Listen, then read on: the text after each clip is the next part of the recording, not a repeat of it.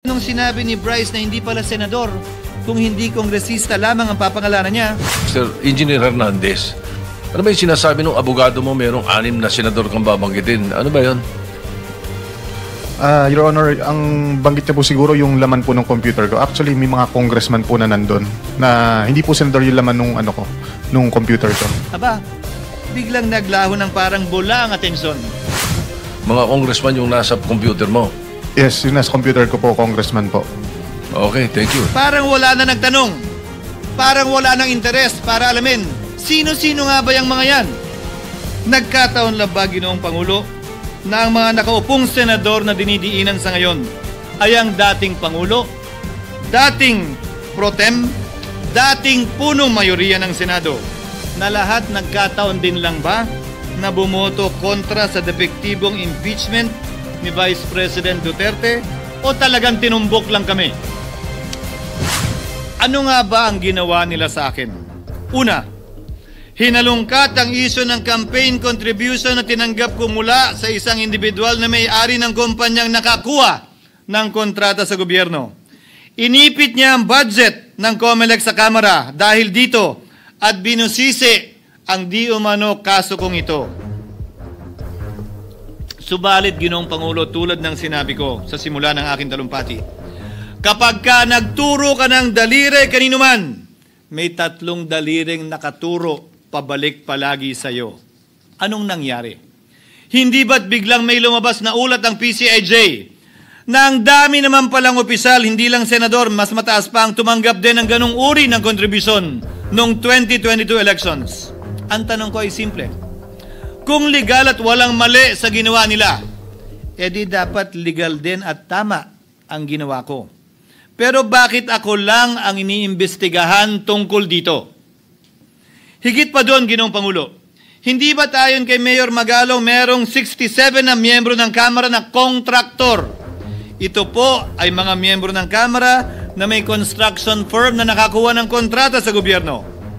Kung bawal talaga ito, ibig sabihin ba niyan, bawal na nilang gastusin ang sarili nilang pera para sa kanilang sariling kandidatura? Bakit hindi din binubusisi yun? Bakit hindi inaalam yun? Ako lang talaga? Pangalawa, inintriga ni Martin Romualdez ang dating liderato ng Senado dahil sa pagkakaupo at pagdinig ni Senator Marcoleta sa Blue Ribbon Committee dahil marahil sa pananaw niya ay hindi siya safe kay Marcoleta.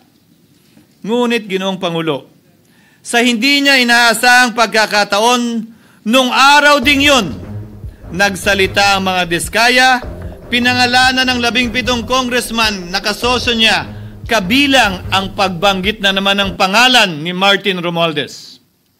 Karamihan sa mga kawani ng DPWH na nabanggit sa itaas ay paulit-ulit na binabanggit ang delivery ng pera ay para sa kaisaldi ko na dapat at least 25%. Si Kong Marvin Rillo naman ay ilang beses na binabanggit ang pangalan ni Speaker Martin Romualdez bilang kanyang malapit na kaibigan. Isa na naman po itong patunay, Ginoong Pangulo. Kapag ka nagturo ka ng daliri sa iba, may 3 daliring nakaturo pabalik sa iyo. Pangatlo, sa pagdinig ng Blue Ribbon Committee kung saan niname drop ako ni Yusek Bernardo, bagaman inamin niyang personal na mismo na hindi niya rekta kung nakausap o binigyan ng anuman, bigla namang tumestigo si retired Master Sergeant Gutesa at muling pinangalanan si Martin Romualdez na hinahatiran daw niya ng pera sa mismong bahay nito. Ang bawat malita ay may lamang humigit kumulang 48 million pesos. Kalimitang dinadala sa bahay ni Congressman Saldico, ibababa lamang namin ay 35 maleta para i-deliver sa bahay ni House Speaker Martin Romualdez. Gamit ang script niya sa pagturo sa akin, ayan na naman. May 3 daliring nakaturo palagi pabalik sa kanya tuwing ginagawa niya yan. Ulitin ko po for the record, Ginoong Pangulo, ang sinabi ni retired Master Sergeant Gutesa. 35 maleta ng pera na naglalaman na mahigit kumulang 48 milyong piso bawat isa o kulang-kulang 1.7 billion pesos sa isang delivery ay di umano hinatid niya sa iba't ibang bahay, sa iba't ibang pagkakataon ni Martin Romualdez. Subalit, sa kabila ng lahat ng ito, hindi ba nakapagtataka bakit hindi sinasama si Martin Romualdez sa anumang investigasyon? DOJ man, NBI man, AMLAC man. No ako po ay pinuntahan, no ako po ay dumalo sa imbitasyon ng ICI bilang resource person, binanggit ko at tinanong ko din ito sa kanila. Ganito ba katindi ang kapangyarihang hawak ni Martin Romualdez? Na bagaman hindi siya speaker, tila the name that cannot be mentioned pa din siya at nagagawa pa din niya ang nais niya kaugnay sa isang mapamiling hustisya o selective justice. Halimbawa, bakit ang daming kondisyon bago ipasok ang mga diskaya na nagpangalan sa maraming congressman sa witness protection? Pero pag si Alcantara, Hernandez at Bernardo, walang ganong kaparehong kondisyon. Bakit hiniling agad ang freeze order di umano para sa asset ng mga name drop na senador? Pero maliban kay Congressman Zaldico na mukhang nilalaglag na nila, ni isang congressman walang request para sa freeze order. Pagdating naman kay Martin Romualdez na dineliveran ng bilyong piso sa bahay mismo niya, ang sabi ay, quote, "We will work on it lang." Bakit interesado ang lahat sa 6 na senador na idadawit di umano ni Bryce Hernandez na handang-handa tayong alamin sana kung sino-sino sila para mapagpiestahan natin sila? Pero nung sinabi ni Bryce na hindi pala senador, kung hindi kongresista lamang ang papangalanan niya, aba, biglang naglaho ng parang bula ang atensyon. Parang wala na nagtanong. Parang wala ng interes para alamin, sino-sino nga ba yung mga yan? Kung ako po yung tatanungin nyo, alam ko merong 6 na senador eh. May nagtatanong sa akin, bakit wala si Cheese? And my answer to that is, I'm almost sure, though probably hindi ma-mention si Cheese, simply because walang insertion doon. Si Sa Bulacan. Escudero, wala doon. Hindi po, Senator, yung laman nung computer ko. So fake news yun, ha? May 6 na senador na nunumbrahan mo daw. Mga congressman yung nasa computer mo. Yes, yung nasa computer ko po, congressman po. Okay, thank you.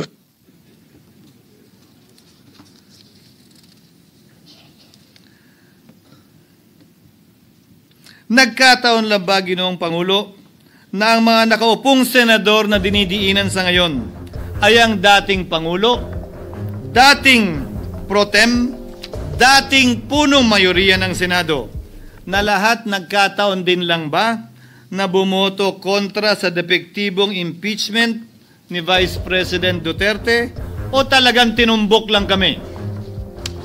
In other words, Mr. President, are we truly for transparency and accountability, or are we merely offering a politically convenient sacrificial lamb in an attempt to appease the rage of the people?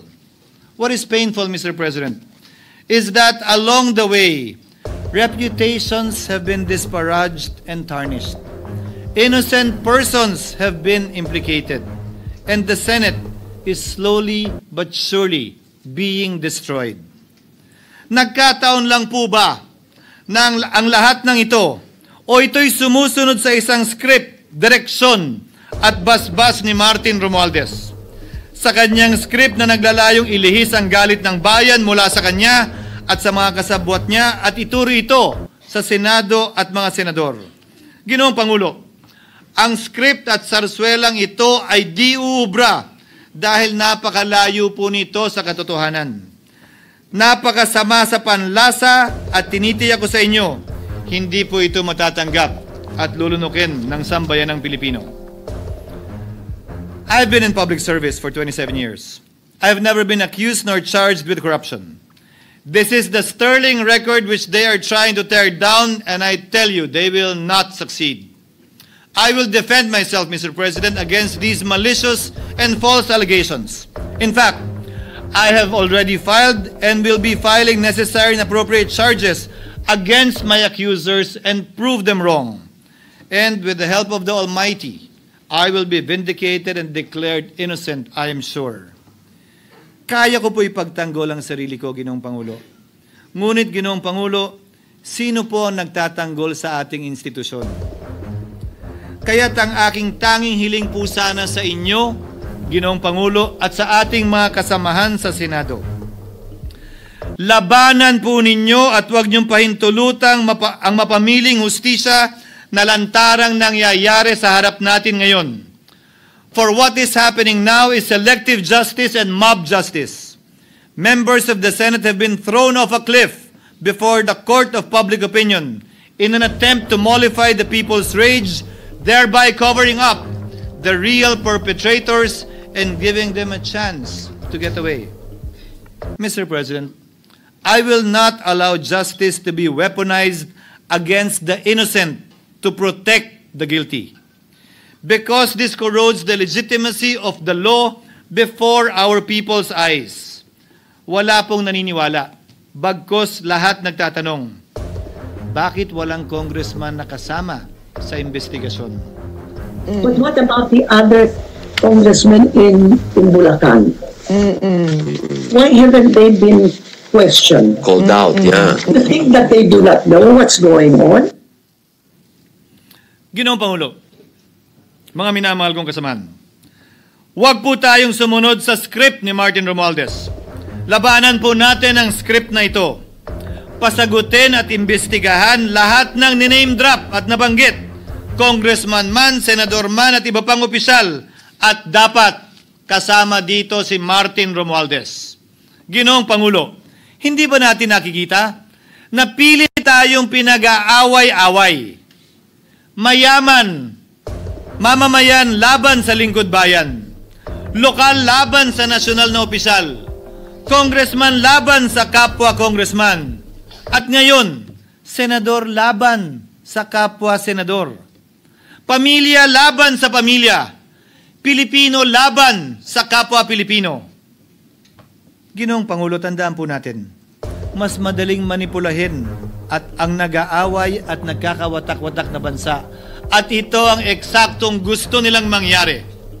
Ito, sa aking paniniwala, ay bahagi pa din ng script at sarswela na nais palaganapin ni Martin Romualdez upang lituhin, guluhin, linlangin at sirain ang ating lipunan at bansa para lamang huwag siyang mabisto. Sana ay huwag nating payagang mangyari ito. Ginoong Pangulo, tulad ng sinabi ko sa simula ng aking talumpati, sa kada mapang-akusa at mapanghusgang daliri na ituturo ninyo sa inyong kapwa, lalo na kung walang basihan, merong 3 daliring palaging nakaturo sa iyo pabalik. Sana po, maging mapanuri tayo. Huwag dali-daling magturo at maghusga dahil lamang sa napakinggan. Huwag tayong sumabay, kumampi, at magpadala sa script at sarswela ni Martin Romualdez. Kung kayo ay kakampi ni Martin Romualdez, pues sumunod kayo sa gusto nila. Una, maniwala kayo sa mga sinasabi ng testigo niya na nagtuturo lamang sa mga senador. Pangalawa, ibuhos niyo ang galit niyo sa Senado at ng mga senador at palayo kay Martin at sa mga congressman. Pangatlo, pagdudahan at sirain niyo si Sergeant Gutesa na bukod tanging hindi nakinabang at walang bahid at hiningi anumang kapalit sa pagsabi ng katotohanan. Pangapat, huwag niyong payagang mabanggit man lang ang pangalan ni Martin Romualdez.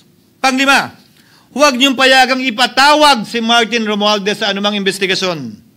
Pang-anim, huwag niyong payagang imbestigahan si Martin Romualdez at mga kasamahan niya saan mang lugar.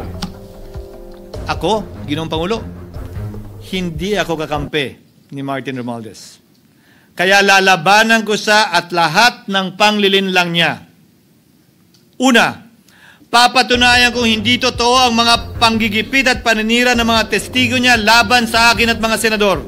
Pangalawa, tututulan ko ang paglilihis at diversyon na ginagawa niya palayo sa kanya at sa Kamara.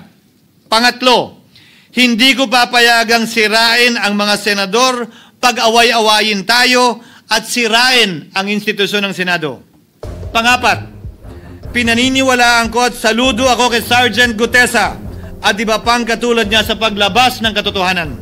Panglima, hindi ako matatakot banggitin ng paulit-ulit ang kanyang pangalan, Martin Romualdez. At ipaglalaban kong ipatawag at imbestigahan si Martin Romualdez at lahat ng kanyang mga kasangkot at kasama. Ginoong Pangulo, mga minamahal kong kababayan, kung nais niyong lumitaw ang katotohanan, kung nais niyong panagutin ang tunay na salarin, kung nais po niyong makulong ang tunay na may kasalanan, huwag ninyong kampihan si Martin Romualdez. Punitin natin ang script ni Martin Romualdez. At higit sa lahat, huwag magpadala, huwag sabayan, huwag maniwala sa sarswela na nilalako ni Martin Romualdez. Maraming salamat po, Ginoong Pangulo, at magandang hapon po sa ating lahat. Thank you, Senator Francis G. Escudero.